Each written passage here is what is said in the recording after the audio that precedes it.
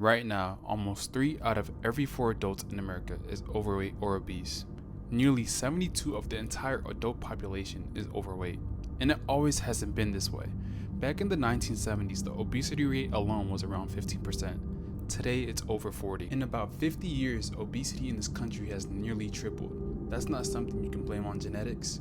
Genetics do not change that fast. Something about the environment has changed. This isn't about willpower, and it's not about people just being lazy. This is a systematic issue that the US is facing.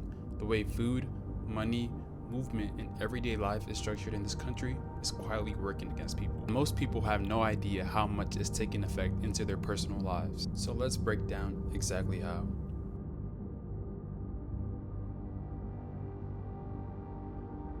Let's start with the food itself because this is the most obvious piece, but people don't realize how deep it is.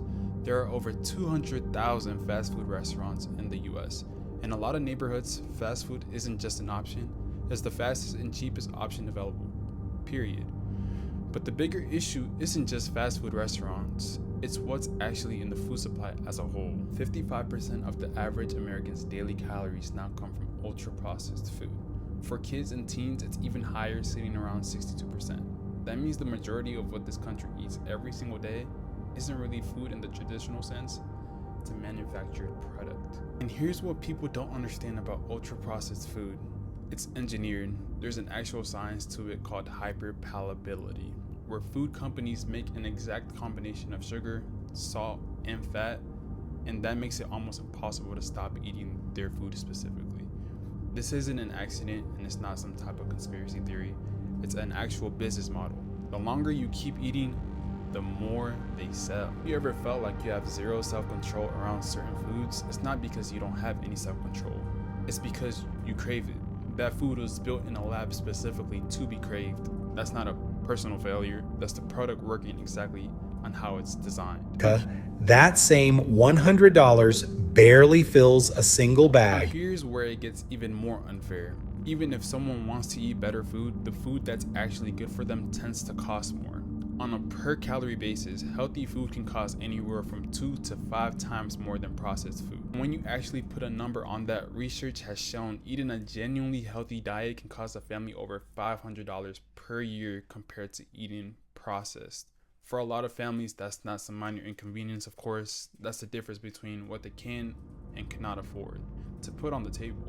When people say just eat healthy, that advice sounds simple, but it assumes access and money that a lot of people just don't have, especially in this economy.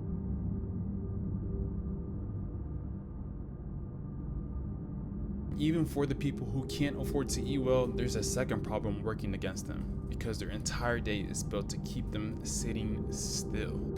Let's go back to the 1970s again for a quick second. Back then, about 3 out of every 10 Americans had physically demanding jobs. Things like construction, manufacturing, farming. Only about 2 out of 10 had desk jobs. By the 2000s, that number completely flipped. Over 4 out of 10 people were in desk jobs, and high activity jobs dropped to about 2 out of 10.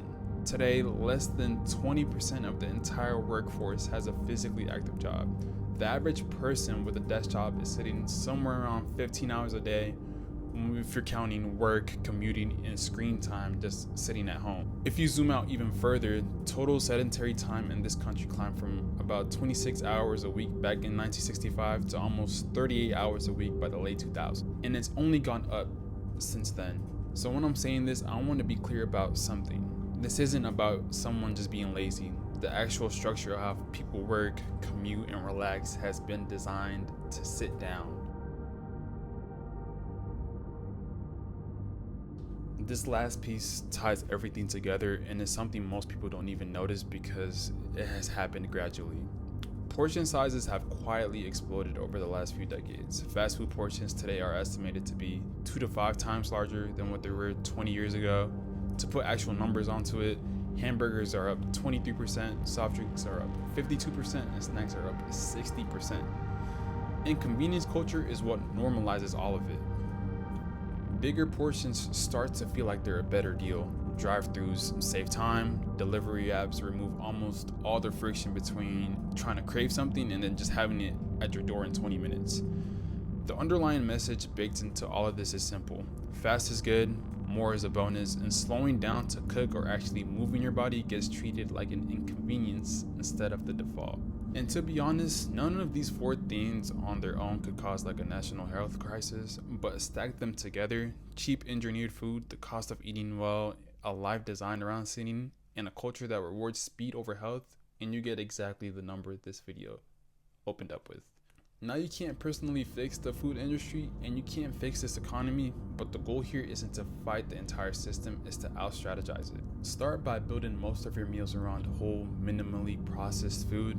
It doesn't have to be perfect, it just has to be majority of what you eat. Batch cook or meal prep once or twice a week. This directly removes the convenience advantage that fast food has over you, because now the fast option is your own food instead of a drive-through. Build purposeful movements throughout your day, because it's not going to happen by accident anymore. Short walks, standing breaks, taking the stairs, all of it adds up throughout the day. And treat groceries like a budget option. Buying in bulk, frozen produce, and simple proteins closes a lot of that cost gap than we talked about earlier. None of this requires perfection, it just requires being aware that the deck is stacked against you and building small habits that consistently push back against it. So to bring this all together, the food is engineered against you, the healthy option costs more, your entire day is built around to keep you sitting down, and the culture around you rewards convenience over health. That's not a personal failure, that's a system that's working against you. And once you see it, you can start making choices that actually work against it, instead of blaming yourself for something that was never a fair fight to begin with. If you want help building a plan that accounts for all of this, not just another generic diet that ignores everything we just talked about, that's exactly the kind of work I do with my clients. Link in the description if you want to take that next step. Thank you for watching, and make sure to subscribe for more.